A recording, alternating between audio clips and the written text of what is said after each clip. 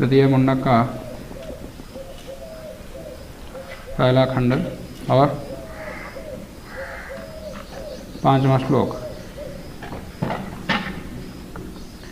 सत्येन लभ्यस्तपसा हि एष आत्मा सम्यक् ज्ञानेन ब्रह्मचर्येण नित्यम् अन्तः शरीरे ज्योतिर्मयो हि शुभ्रो यं पश्यन्ति यतयः क्षीणदोषाः।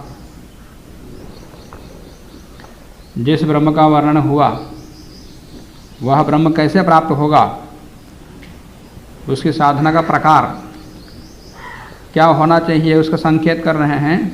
सत्येन लभ्य, सत्य से प्राप्त होता हो, तपसा और तप से प्राप्त होता।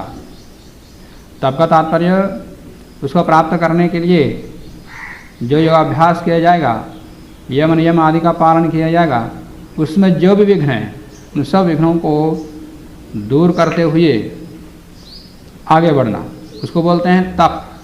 मानो संसार के सुख की तरफ नहीं मुड़ना, यही सबसे बड़ा विघ्न है योगाभ्यास में।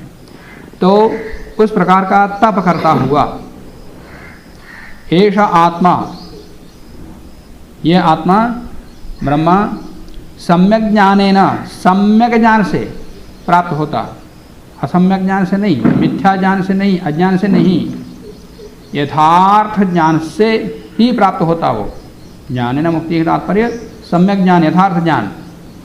सम्यक ज्ञानेन ब्रह्मचर्येण, और ब्रह्मचर्य से, शारीरिक ब्रह्मचर्य, मानसिक ब्रह्मचर्य, बौद्धिक ब्रह्मचर्य, हर प्रकार से केवल ब्रह्म में रहना, अन्य पर नहीं रहना, अन्य में विचार नहीं करना, केवल ब्रह्म में विचार करने वाला जो होगा, ऐसे ब्रह्मचर्य से जो नित्य ब्रह्मचर्य हो तो उसको ही वो प्राप्त होता है। अंतः शरीरे ज्योतिर्मयो हि शुभ्रो यम पश्यन्ति यतयः क्षीणदोषाः। और शरीरे अंतः ज्योतिर्मयः शुभ्रः, इस शरीर के अंदर ही ज्योतिर्मय, प्रकाशमय, शुद्ध, विशुद्ध ब्रह्म विद्यमान है। पहले कहा था कि जैसे रथ चक्र की अराएं केंद्र पर केंद्रित होती हैं, उसी प्रकार से ब्रह्म की अराएं भी विविध शाखाओं में विस्तृत है, फिर भी आत्मा रूपी केंद्र में ब्रह्म विद्यमान रहता है। तो वो ज्योतिर्मय शुभ्र ब्रह्म वहाँ विद्यमान है। यम क्षीण दोषाः, जिस ब्रह्म को कौन देखता है, जो क्षीण दोष वाला है। यतयः, जो यति है, जो सब इंद्रियों को नियत करता, संयत करता, ऐसा यति पश्यन्ति, वही लोग उस ब्रह्म को देखते हैं, अन्य लोग नहीं देख पाते। पहले भी आया था, आगे भी आएगा। कठोपनिषद में आया था, न विरतः दुश्चरितान्न शांतो न समाहितः न शांत मनसो वापि प्रज्ञानेन एनम आप्नुयात्। जो विरत नहीं है, जो दुश्चरित हो, अशांत हो, असमाहित हो, समाधिस्थ न हो, अशांत हो, अशांत मन वाला हो, और नापि प्रज्ञान, प्रज्ञान ना हो, वो उस ब्रह्म को प्राप्त नहीं करता। केवल प्रज्ञान से ही प्राप्त हो सकता है। वही विषय यहाँ भिन्न शब्दों में कह दिया। तो इस प्रकार भौतिक जगत की तरफ आकर्षण और दूसरी तरफ उस सबका त्यागते हुए, तप करते हुए, संयत होते हुए ब्रह्म की तरफ आगे बढ़ना, ये सत्य का युद्ध है। ऐसे सत्य युद्ध में सत्यमेव जयते नानृतम, ऐसे सत्य मार्ग पर चलने वाले को किसी न किसी दिन अवश्य जय मिल जाता है, पराजय नहीं। सत्यम एव जयते ना अनृतम, अनृत कभी, ये असत्य मार्ग कभी जीतता नहीं है।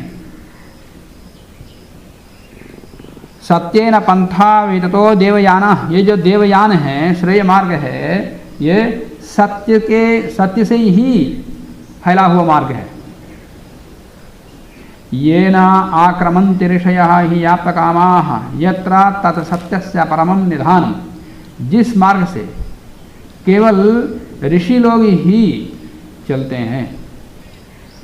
ये ना आक्रमण ऋषि और आप्तकामा, जो आप्तकाम वाले हैं, सत्य की कामना वाले हैं, वे ही लोग इस मार्ग में चलते हैं। तत्सत्यस्य परमम यत्र, जहाँ पर वो परम सत्य का परम निधान विद्यमान है, परमश्रेष्ठ ब्रह्म विद्यमान है। ईशोपनिषद में आया था, हिरण्मयेन पात्रेण सत्यस्यापि हिरण्यं मुखम, सत्य का मुख ढका हुआ हिरण्य पात्र से। ब्रह्म या आत्मा ये आकर्षणीय जगत से ढके हुए हैं, तो तत्वं पोषण अपावरण सत्य धर्माय पुष्टये, सत्य धर्म की पुष्टि के लिए, प्राप्ति के लिए उस आवरण को हटाओ, ऐसे ईशोपनिषद में आया था। इसलिए मनुस्मृति में भी आता, नास्ति सत्यात् परो धर्मो नानृतात् पाठकम महत्, सत्य से बढ़कर कोई धर्म नहीं है। बड़ा धर्म, छोटे मोटे धर्म बहुत हैं, बड़ा धर्म तो सत्य ही है, यही सत्य मार्ग है। और असत्य से बढ़कर कोई पाप नहीं है, असत्य का ही पालन करते हैं। और जबकि सबसे बड़ा पातक है ये, पहले भी आया, जो असत्य मार्ग पर चलता है वो अपना सर्वनाश करता है। आया क्या वचन है वो, सब कमर में टंगवाया।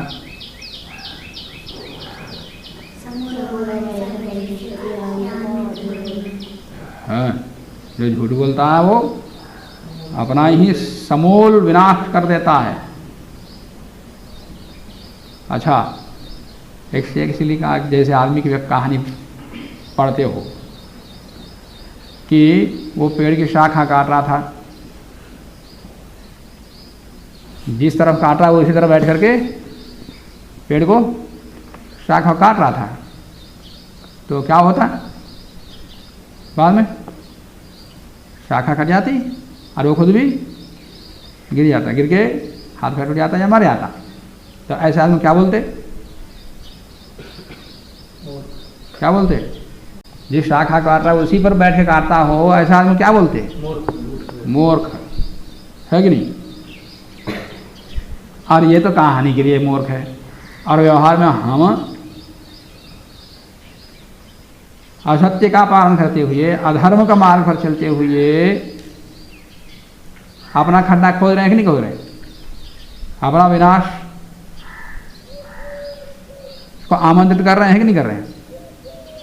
तो क्या ये बुद्धिमत्ता है, मान लेते हैं अपने आप को बुद्धिमान, और इससे बड़ी विडंबना में क्या हो सकती है। वो कहानी तो मूर्ख के लिए उदाहरण के रूप में देते, और अपने आप वैसा ही काम कर रहे हैं पूरा, उसमें और हमारे कोई अंतर नहीं है। यदि असत्य मार्ग पर चल रहे हैं, अधर्म मार्ग पर चल रहे हैं, तो अपने आप को बुद्धिमान समझना छोड़ देना। फिर यदि ऐसे मार्ग पर चलने का मन करता है तो सत्य मार्ग पर चलोगे। योग दर्शन में आता है, सत्य प्रतिष्ठायाम क्रिया फलाश्रयत्वम, क्या है, सत्य की प्रतिष्ठा होने पर, सत्य मार्ग पर चलने पर क्रिया फलाश्रय होता है। जो वो संकल्प करता है वो सिद्ध हो जाता है। मतलब ऐसा नहीं करता है जैसे कि असत्य संकल्प करें, वो वही संकल्प करता है जो होता है। अब हो संकल्प करने के बाद फिर कुछ बचता नहीं होता, असिद्धि नहीं सिद्धि अवश्य हो जाती है, उसकी क्रिया सिद्धि अवश्य हो जाती है। सत्य प्रतिष्ठायाम क्रिया फलाश्रयत्वम, क्रिया का फल अवश्य उसको मिल जाता है जो वो चाहता है। सत्य की इतनी बड़ी महिमा है, जो चाहते हो करना, प्राप्त करना चाहते हो ना, तो सत्य मार्ग पर चलो, झूठ कभी नहीं बोलना, अनजान में भी। और ब्रह्म के विषय में आगे बताते हैं कि बृहच्च तद दिव्यम अचिंत्य रूपम सूक्ष्माश्च यत् सूक्ष्मतरम विभाति दूरात् सुदूरे तदिहांतिके च पश्यत् पश्यत्सु इह एव निहितं गुहायाम बृहच्च तद दिव्यम। तत् वो ब्रह्म दिव्य है और बृहत है, बड़ा है, और अचिंत्य रूपम, उसका रूप अचिंत्य है, उसके विषय में हम पूरा उसके स्वरूप को समझ नहीं सकते, चिंता नहीं कर सकते, ध्यान नहीं कर सकते, अपार है। तत्सूक्ष्मात् सूक्ष्मतरम विभाति, वो सूक्ष्म से भी सूक्ष्म, जितने पदार्थ हैं सूक्ष्म सबसे भी ज़्यादा सूक्ष्म है। दूरात सुदूर है, ईश्वर में आया था, यहाँ भी बता रहे हैं। दूर से भी दूर, अज्ञानियों के लिए वो इतना दूर है कि उससे दूर कोई है ही नहीं। अज्ञानियों के लिए इतना समीप है कि उससे कोई समीप है ही नहीं, आत्मा में ही बैठा हुआ वो। तभी यह अंत के इस शरीर में बिल्कुल समीप में बैठा हुआ। पश्यत्सु इह एव गुहायाम निहितम, जो ज्ञानी देखना चाहता है, देखता है, उन देखने वालों में के लिए तो गुहायाम, अपनी बुद्धि रूपी गुहा में ही निहित है। यहाँ गुहा कहते, बुद्धि कहते, कभी हृदय कहते। हृदय का क्या अर्थ है? हृदय में विद्यमान रहता है परमात्मा या आत्मा। जहाँ भी ऐसा वर्णन आता है ऐसे स्थान पर हृदय का क्या अर्थ है? मस्तिष्क लेने के लिए बताया, आधार, प्रमाण, कुछ आधार, युक्ति। अभी थोड़ी देर पहले एक उदाहरण आया, बताया मैंने, क्या बताया? हृदय का अर्थ मस्तिष्क ही है, ऐसे प्रसंगों में। उसके लिए एक उदाहरण बताया था। भिद्यन्ते हृदय ग्रंथि छिद्यन्ते सर्वसंशया। भिद्यन्ते हृदय ग्रंथि, जो ब्रह्म का दर्शन हो जाता है तो हृदय की ग्रंथियाँ, हृदय के बंधन टूट जाते। हृदय के बंधन टूटे तो आदमी मर जाता। तो यहाँ कौन सा बंधन? वहाँ हृदय का मतलब क्या बताया था? वहाँ हृदय ग्रंथि के मतलब सब प्रकार के अज्ञान रूप बंधन टूट जाता। सब लोग अर्थ यही करते, भिद्यते हृदय ग्रंथि, हृदय ग्रंथि, हृदय गांठ खुल जाती है, समाप्त हो जाती है। इसका मतलब अज्ञान समाप्त हो जाता है, यही अर्थ है। और अज्ञान कहाँ रहता है? हृदय में, मस्तिष्क में, बुद्धि। तो अज्ञान वहीं रहता, ज्ञान भी वहीं रहता। और मस्तिष्क का आधार है, गोलक है, महासपिंड है। बुद्धि, महतत्व ही तो ग्रंथि है आत्मा के लिए, और कोई है ही नहीं। सब परंपरा से दूर दूर में आत्मा ग्रंथि तो सबसे पहला महतत्व ही है, बुद्धि ही है। तो वही उसका ग्रंथि है, वही उसका बंधक है, और दूसरा बंधक है ही। तो उसी का बंधन खुल जाता है। एषो अणु आत्मा चेतसा वेदितव्यो यस्मिन् प्राणाः पंचधा संविवेश प्राणैश्चित्तं सर्वमोतं प्रजानां यस्मिन् विशुद्धे विभवत्येष आत्मा। और वो परमात्मा, एषा आत्मा अणु, ये आत्मा परमात्मा अणु है। छोड़िए,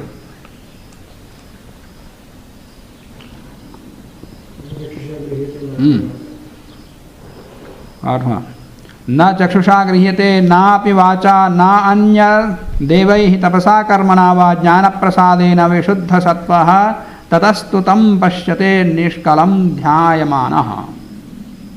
न चक्षुषा गृह्यते, वो चक्षु से गृहित नहीं होता। क्यों? उसका रूप ही नहीं है। रूप हो तो चक्षु से गृहित होता, वो निरूप है। नापि वाचा, न वाणी से प्राप्त होता। क्यों? वो शब्द नहीं है। शब्द हो, लोग शब्द ब्रह्म बोलते हैं। शब्द ब्रह्म होता तो फिर वो वाणी के द्वारा गृहित होता। ना विवाचा, ना अन्य ही देवै ही, ना अन्य देवों से, अन्य इंद्रियों से वही गृहित नहीं होता, क्योंकि वो स्पर्श आदि गुण वाला नहीं है। न अन्य ही देवै ही तपसा, केवल तप करने से भी नहीं होता। बहुत सारे लोग बिना जाने के तप करते हैं, तो ऐसे तप से भी नहीं मिलता। न कर्मणा, केवल यज्ञ याग से भी नहीं मिलता।